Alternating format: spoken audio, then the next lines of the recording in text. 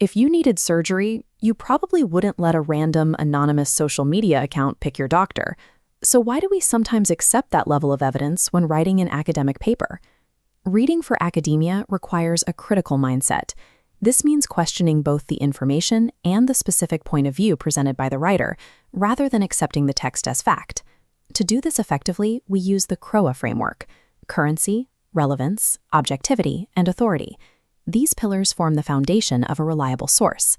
A peer-reviewed journal article is the gold standard, checking all 4 boxes because it's recent, highly relevant, unbiased, and written by experts.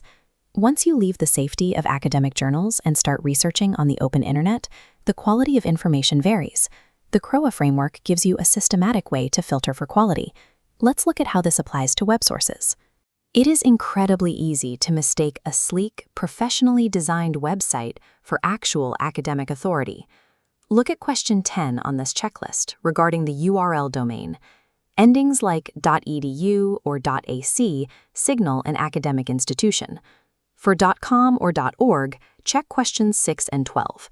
Does the author work at a university? Has the text been peer-reviewed? Checking the author is only step 1. We also have to test for currency. An author might have 3 PhDs, but if their research is 20 years old, the data might be completely useless today.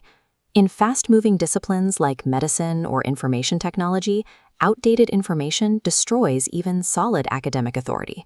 Finding an author's credentials is straightforward. Evaluating a text for objectivity is much harder. You always need to ask, is this text trying to inform me, persuade me, or sell me something? Look at this excerpt on persuasive language. The phrase supposedly objective preference uses an adjective phrase to instantly shift away from neutral facts into the writer's personal stance. Writers also reveal biases through modifying adverbs. Ranking something as very difficult is subjective evaluation. Here's the rule. If a source's primary function is to persuade its audience or make a sale, it loses its objectivity and cannot be treated as foundational, factual evidence. Let's test this out.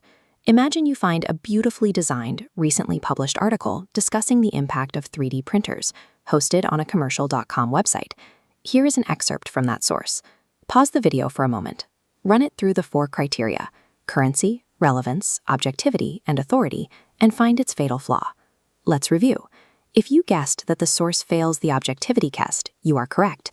The text might be recent, fulfilling the currency requirement, and it is highly relevant to the topic. However, it is published by a company that actively sells 3D printers. Its ultimate goal is commercial, which creates an unacceptable bias. This brings us to a common edge case: crowdsourced encyclopedias. They are regularly updated, highly relevant, and try their best to maintain a neutral, objective tone. Yet, they still fall short of the academic standard. They fail the authority test.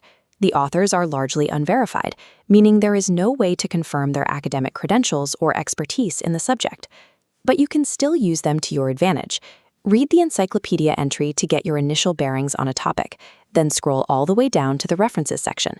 That is where you can mine for the actual primary academic sources you need.